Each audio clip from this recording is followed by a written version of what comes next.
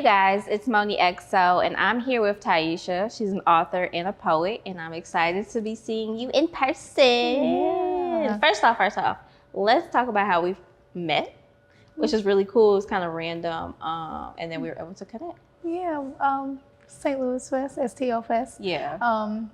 You actually had walked by. I think you were just kind of making your rounds to every vendor stand, and my boyfriend was there selling his art and his beard line and things like that. And I walked up to you, and I'm like, no, the only reason I said to say that is it just shows like how St. Louis is so easy to connect and how cool it can be to just, meet people, and all these different events that we have here. We're able to, meet new people, and I had so much fun. Yeah, definitely. Okay, so let's start talking about how you first became a poet and then decided to become an author. The earliest back I can remember is maybe 10 years old. I was always writing poetry. I don't know where I got it from. I don't know where I saw it, or because my mom, or that's who I was primarily with, my mom. She said she wrote poetry as a kid, but I've never seen or heard any of it. I don't know, I guess it just kind of came to me naturally. Yeah. And then once I filled so many journals, just journal after journal and diary after diary with all this poetry.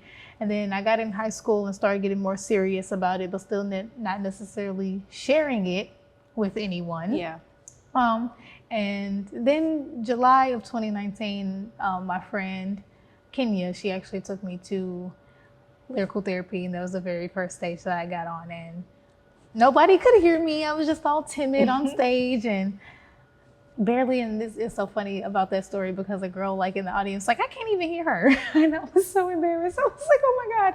But yeah, and then after I started sharing more, I started writing even more because I started to experience more, and that's where my poetry comes from, people watching and experiences. And then I started to think like, hey, I want to write a book. I think I want to put my poetry together.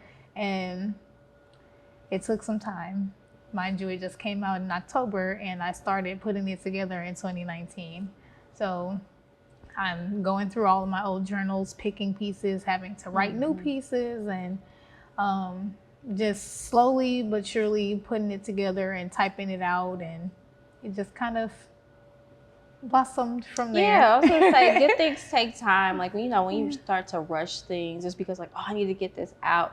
I don't know, just it's a different feeling. So I'm sure when you released your book and you had your book release event and things like that, you're like, wow, I did this, you know? And the story behind everything you wrote and everything that you went through in order to get to where you're at. So I think that's super dope, because everybody can't be an author and everybody definitely can't be a poet. So tell me about your growth from when you first began and then to where you are now. Well, with performing, for sure, I'm a lot louder. I actually command the space that I'm in, even though I still have that timid side of me. It kind of melts away when I get on stage. It's just something different about when someone says honey as opposed to Tyesha. I don't know, that like, honey the poet, and I get up there and I'm like, you turn to a whole different person. It's like a little alter ego, and it's like, they're like, I tell the crowd I have a tagline. It's like, do me a favor, everybody say, hey, honey. And when they say that, I'm like lit up. I like that. So then I'm, doing my pieces and things like that. And like I said, they come from my experiences. There was a time where I didn't really have anything to draw off of. So I would like write from the perspective of like, maybe a friend told me a story, or maybe I saw something on a movie, or heard it in a song and thought, what would I feel like if I went through those emotions, and wrote poetry based off of those things.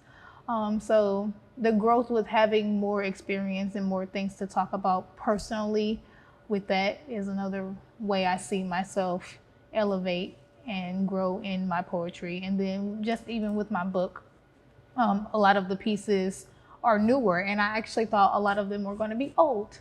Like I said, I spent so much time going through my journals thinking I'm going to just compile all of these. And while some of them are in there, I still spent time writing new pieces. It's already a thick book, so I can only imagine like how many journals you had at home and whatnot. It's like seven journals, because I as I got older into adulthood, I keep them. I don't have any of the ones from when I was Wow. younger. Yeah, like my mom got rid of them, so they don't exist anymore. Okay. But yeah, I was able to compile my adult journals and put some stuff together, so it was still nice, and I think it turned out really well. Yeah, definitely. I told you I like the yellow. The yellow just pops. I designed the cover myself. You could draw too, girl. Hold on now. Well, I didn't draw it, but I had to teach myself So you illustrated too? a little bit of graphic design to come up with the cover. But the picture on the cover is actually me, and I kind of tweaked it and twisted it to make it not look like me. Hey, look, you're going into my next question, because I was going to ask, like, how challenging is it, do you think, for you to be a creative? One, just in general, and then two, in the St. Louis space? Well, in general, I would say, like when you have writer's block and feel like you're not coming up with anything and you want to have something to say, and it's just like, you don't, that's frustrating. And then, like I said, I taught myself the graphic design.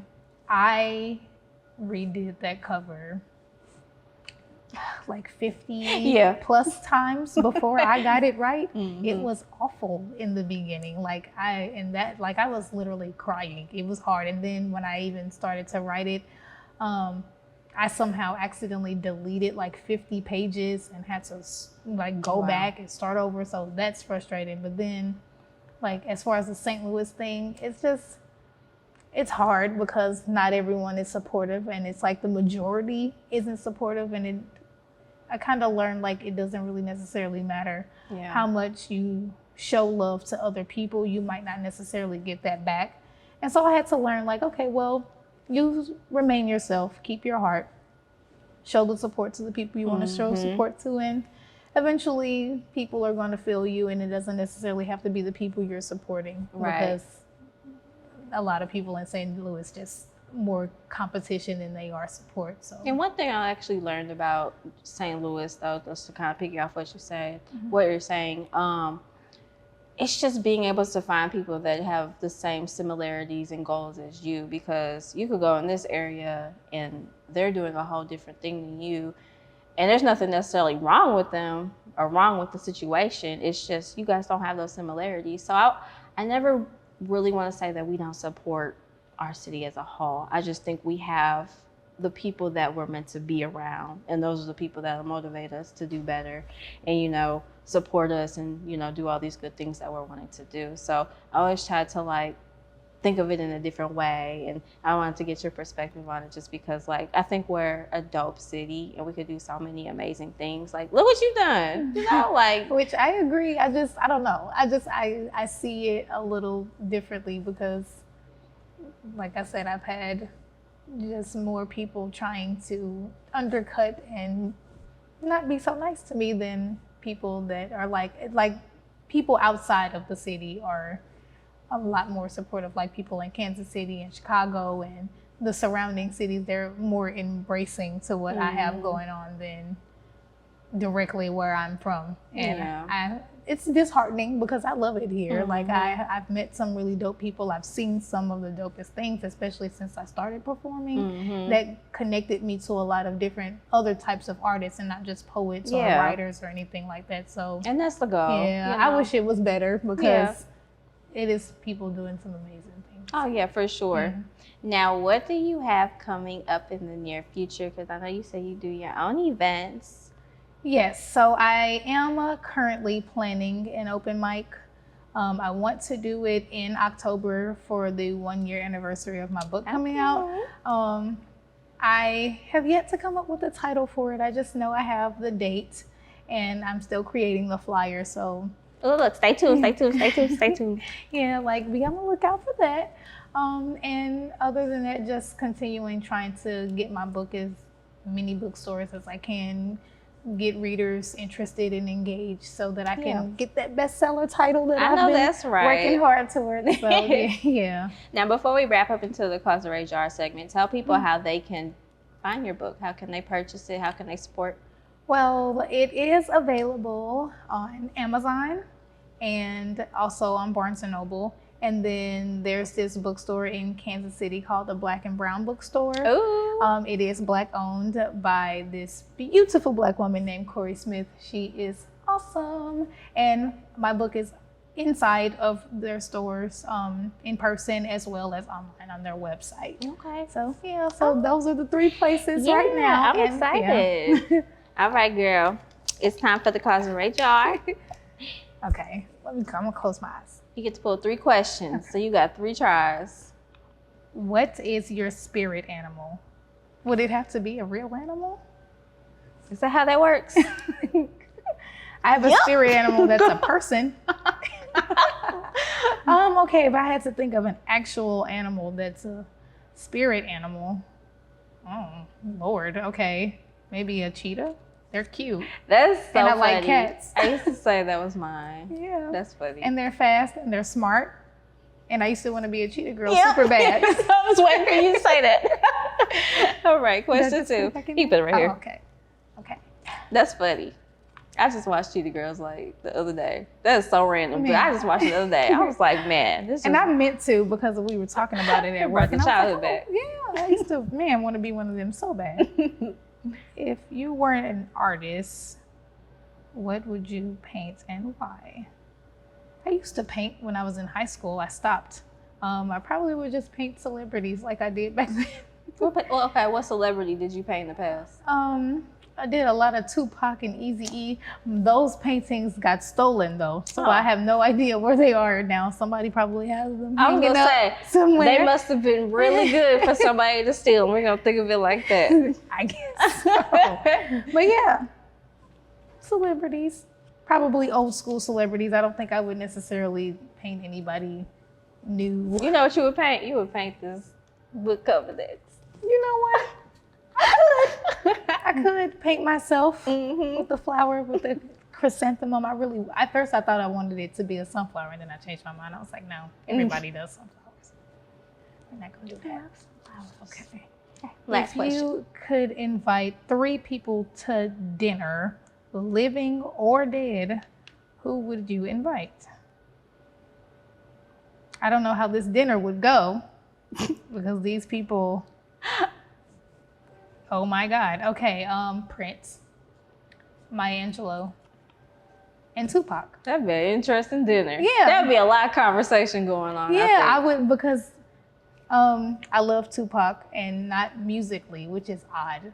I know like maybe 2 or 3, maybe even 4 songs, but I know like all of his poetry. Yeah. So I would just love to talk to him about that. And then of course Maya Angelou about being an author and a poet and just making it as big as she did. And then Prince, he is my music person. Like that's who I would talk to about, like, how did you learn all the instruments and this and that. And I'd be so curious to see who would start the conversation at that dinner table. I feel like Tupac would. I was gonna say he was chatty. Prince might take it over for a little bit. That's funny. Yeah, I feel like it'll be fun though. Yeah. I don't know how they would get along or if they knew each other, but